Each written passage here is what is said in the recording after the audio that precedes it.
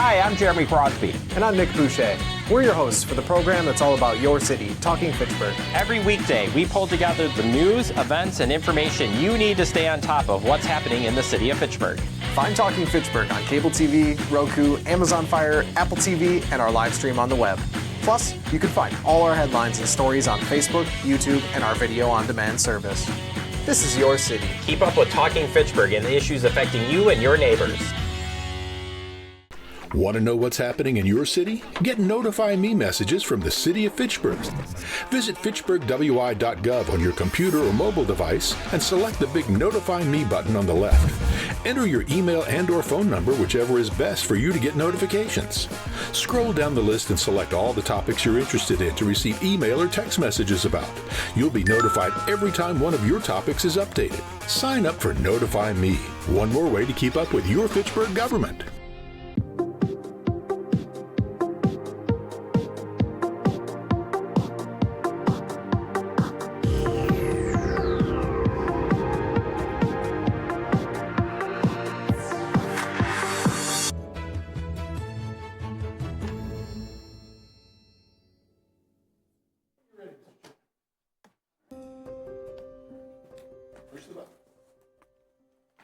All right, it is 6 o'clock. We will call this meeting to order, December 4th edition of Fitchburg Parks Commission.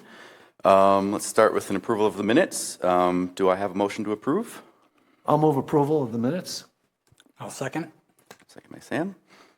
All right, any discussion? All right, all those in favor say aye. Aye. Aye. Aye. Any opposed? Motion carries. Item number 3, public appearances for non-agenda items. I don't have anything in front of me, and I don't see anybody online. So it looks like we can move on to item number 4. 4A is the preliminary plat for No Oaks Ranch LLC. Start off to move in discussion, a motion to approve the preliminary plat.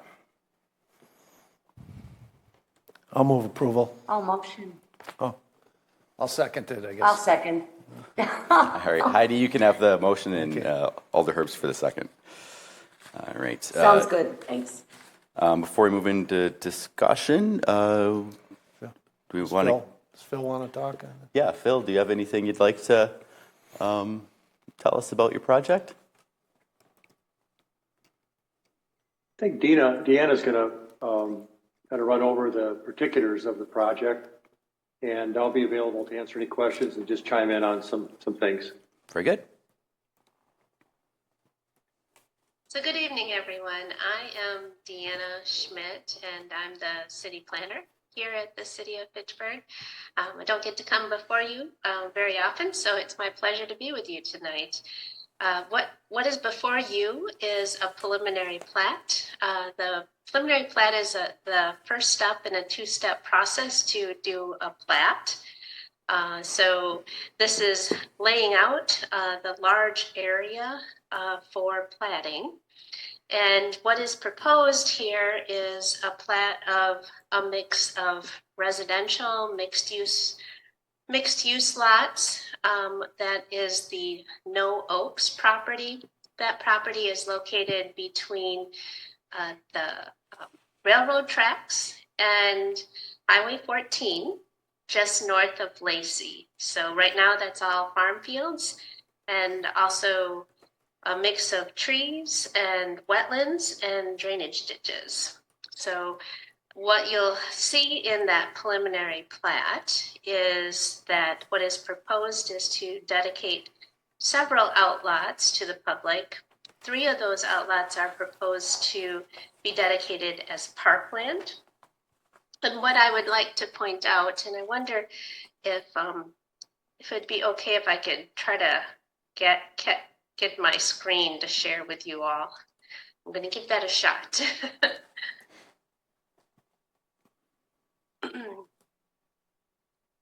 So this is just a portion of the plat showing what is proposed for parkland in the green, the brighter green.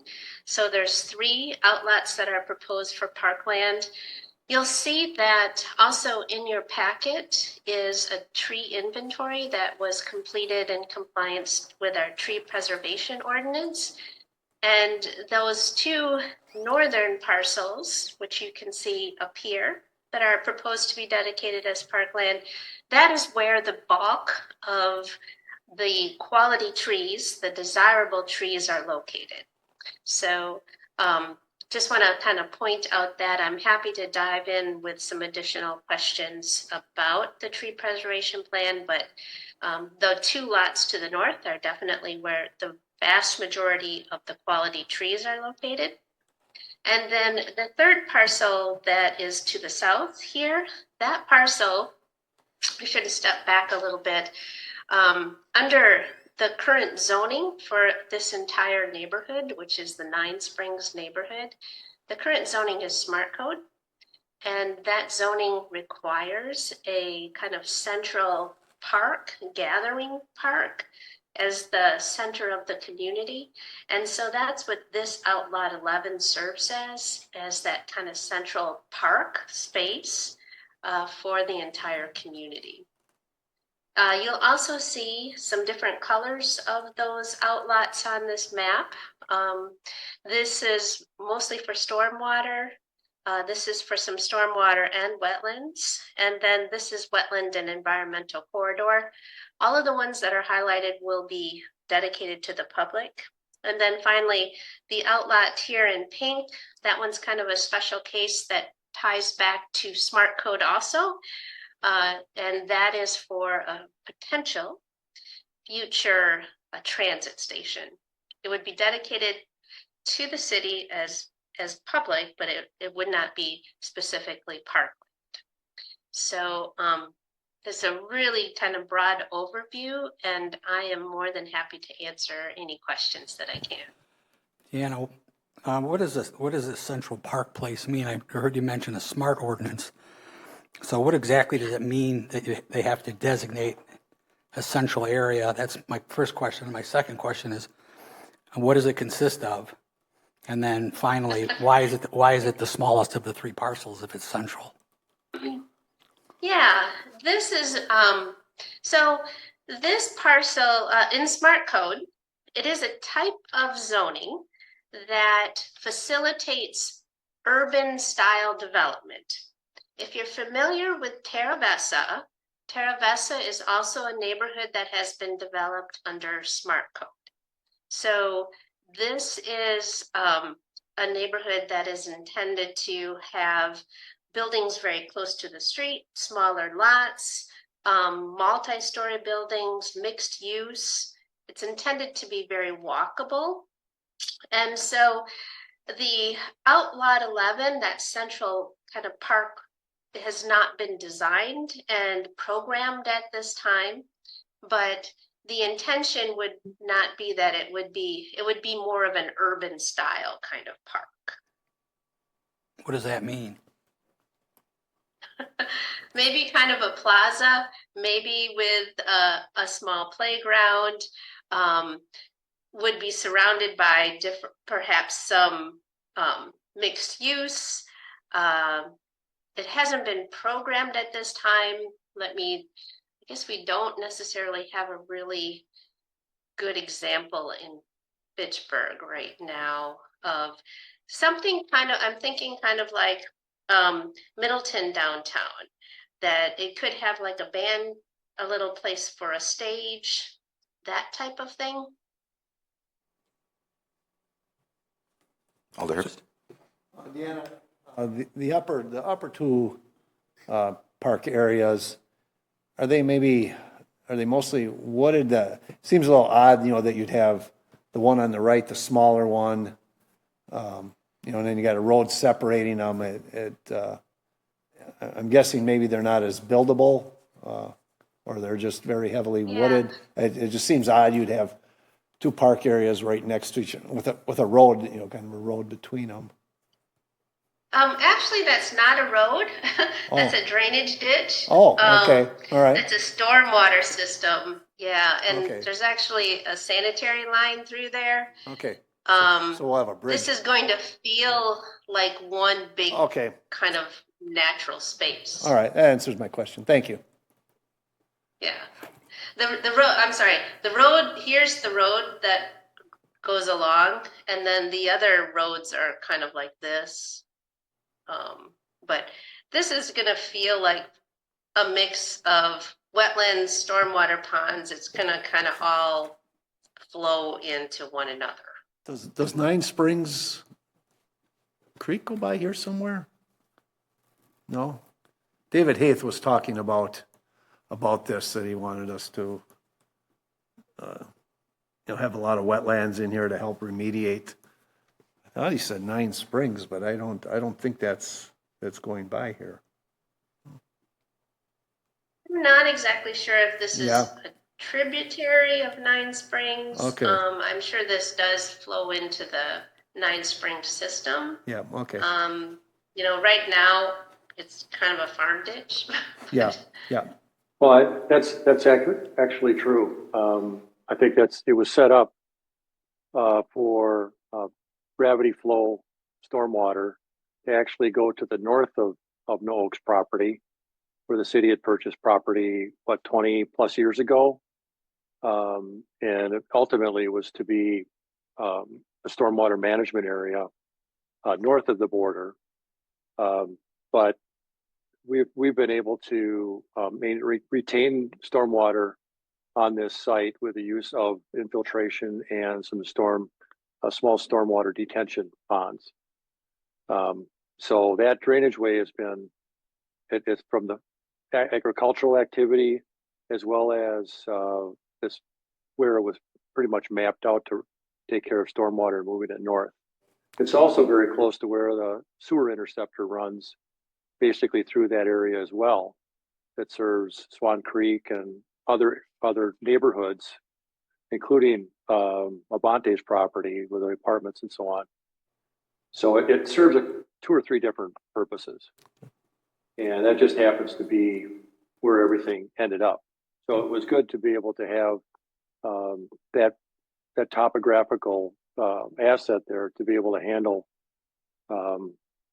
some stormwater management for infiltration as well as detention. Thank you, Phil. Yep. Heidi, you have a question?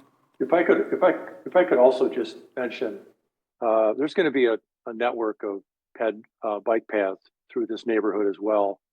I think we've found over the years that those are used more than a lot of park space. So there will be connection. Connectivity is really important with smart code, partly because of the density, partly just because people like to recreate on those paths rather than in the road or in the streets. So you'll find that there'll be, for instance, crossing from the single family lots that are to the north there'll be a path that goes across from that area over to the east, where the other lots are, as well as down below. So we want to make sure that there's good connection in this neighborhood, I think, but as we did in Terra Vesa. Thank you, Phil. Heidi, you have a question? Yeah, I was just wondering, so is this being paid for by the developer, or is it CIP funds? And what is the timetable on this? I mean, as far as the stormwater management or the parks or what, Heidi? Well, yeah, developing the parks and whatever. I don't know what's in blue there. Is that just actually going to be an outlot? Wetland up there. Okay. All of the infrastructure, grading to the city specifications is all provided by us, by the No Oaks partnership. So yeah, all of that will be completed with grades that Public Works and Planning approve. Okay, great. And then what is your time frame? What does it look like? Well, we intend on this. The final plat is actually being put together right now. This will be a phased project over the coming probably 8 to 9 years. That will start off of. Can you scroll up a little bit, Deanna, to Central Park Place, if possible? I don't think this map quite gets all the way down, but Well, that's good right there, right there. So that street coming off of the roundabout will come in. Yeah, that'll basically be a first phase, and then if you go up and turn left, no, the other, there you go, and then go up to the street, Okay. and then turn left, and then back down where it tees. Okay. That primarily will be the first phase of this. Okay. And so we'll phase it in as the demand is there for these parcels. Thank you. Mm-hmm. Alder Herbst? Bill, Indiana, so donating the land for the parks, does that satisfy the amount that would be for the parkland dedication fee, or will there be money left over for, developing the parks? I don't have any final number for you at this point, Alder Herbst, but I would expect that they will have to do some fee in lieu of land dedication, and then of course all of the park improvement fees are required for each unit. Thank you. Yep. Okay. Let's see. Yeah, I'll just add that I think that there's a fair amount of acreage here in this development, and I think that the way that the green space is, looking at all of these different uses as one, sort of lump sum of green space, the way that they're clustered together to make, as Deanna mentioned, it'll appear as one big mass of green space. The average user or viewer won't see that there's park space versus, the outlot sort of infrastructure space, but it's going to read as one big green space that we'll be able to take advantage of. And that connectivity and that grouping is really able to make a bigger impression and more flexibility of uses that we have.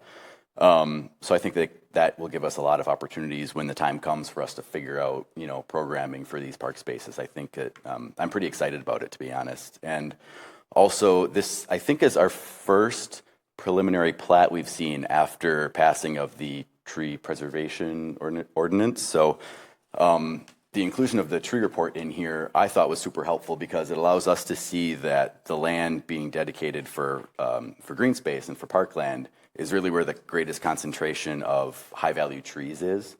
So, kudos to the development team for deciding that that's where they want to preserve those trees. That's fantastic, but it also allows us to, if that weren't the case, it would allow us to hold them accountable to say, why aren't you, preserving these high-value trees? So I just think that this is a really great example of how that is going to help us in the future and how it's going to work well in this development. So I just wanted to make those couple points.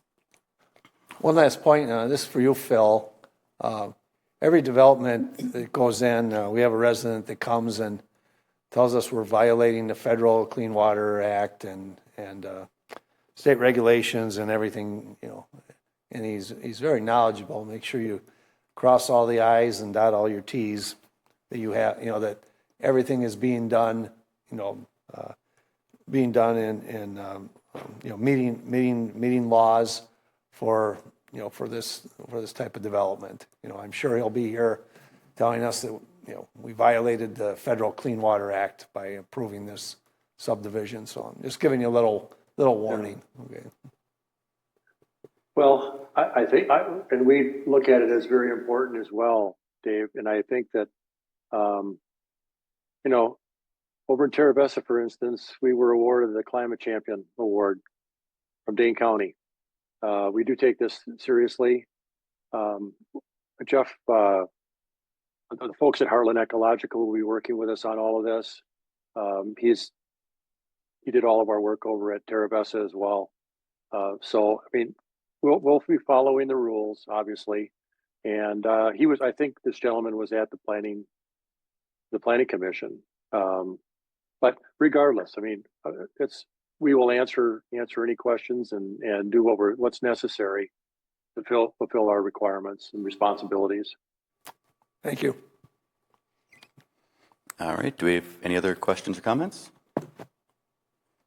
All right. We've had a motion. So all those in favor of approving the preliminary plat, say aye. Aye. Aye. Aye. Any opposed, say nay. Motion carries. Thank you, Phil. Thank you, Deanna. Great. Thank you very much. All right, on to item 4B, Resolution R21325. That is amending the 2025 TID closure excess increment fund budget for the Wildwood South Tennis Courts. Let's see, we have a citizen registered wishing to speak in support of the matter, Patrick Cheney.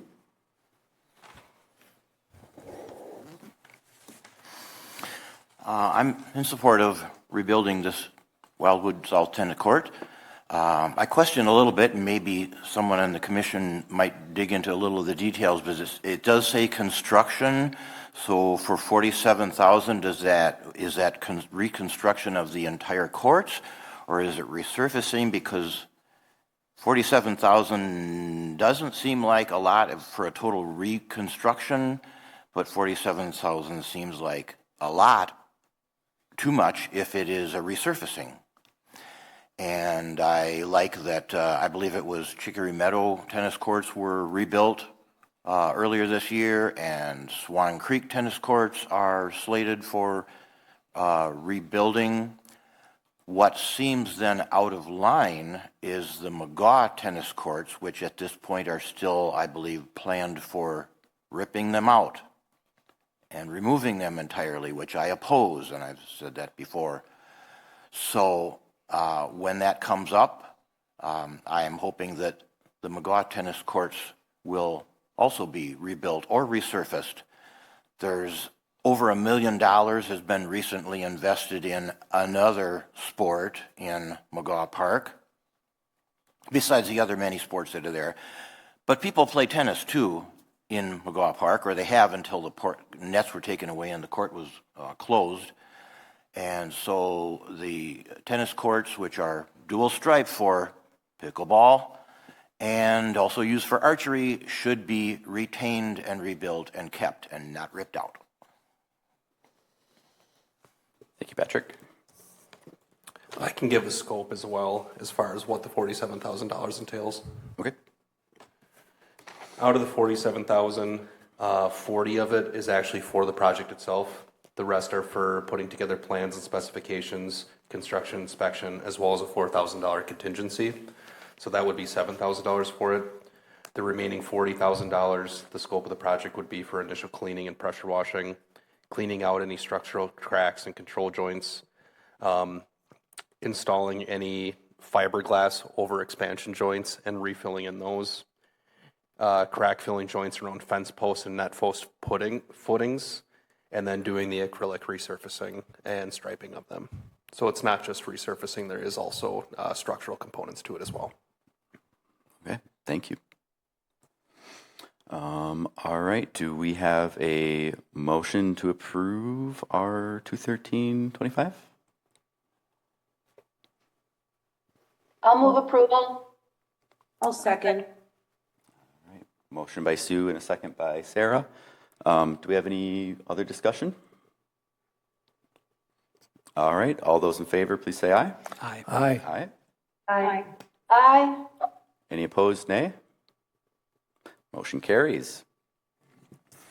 All right, communication items. We have our reports. We do have a citizen wishing to comment on item 6. So the staff reports, that's Patrick Cheney. Wishing to speak. Come on up, Patrick. I like these reports, and I especially want to say that the written reports are even better than the council, where they give the mayor's report, the administrator's report, the alder's report. These are written, so you can go back and you can look these up and see what's been reported. And I like that these reports cover the different areas of the park department and let people know what's going on. And if you miss it, well, if you miss something in the council, you got to go back and watch the video. So I like the reports. I was interested in something else and talked with a couple of staff. I noticed that in this packet there are just 2 reports. There's been 4 in the past. The 2 that are here have left off the accounting for who wrote them like they did in the past. The author, the contact information, title, email, phone that used to be there. And that's useful if someone wants to contact the person who wrote it and ask them. The one is the forestry and the other, I presume, is the parks crew report, but who would know that except for maybe this commission specifically, without the more formal version of having a name on it of who wrote it. Same goes for the minutes. I was particularly interested in the recreation report, so I talked with a couple of people about that, a couple of staff. The recreation report is sort of in transition right now, in flux of what to do with it, because the recreation department has been transferred in this organization of management over to the, I believe it is called the Community Services and Recreation Department. And I talked with the director of that department, who made a good point. The recreation staff there handle all the reservations for the park shelters and the park sports fields. So they have a large connection to the parks department yet. They also take care of all the signups and scheduling and such for the classes and the lessons and the room reservations in the community center. So they have that connection there.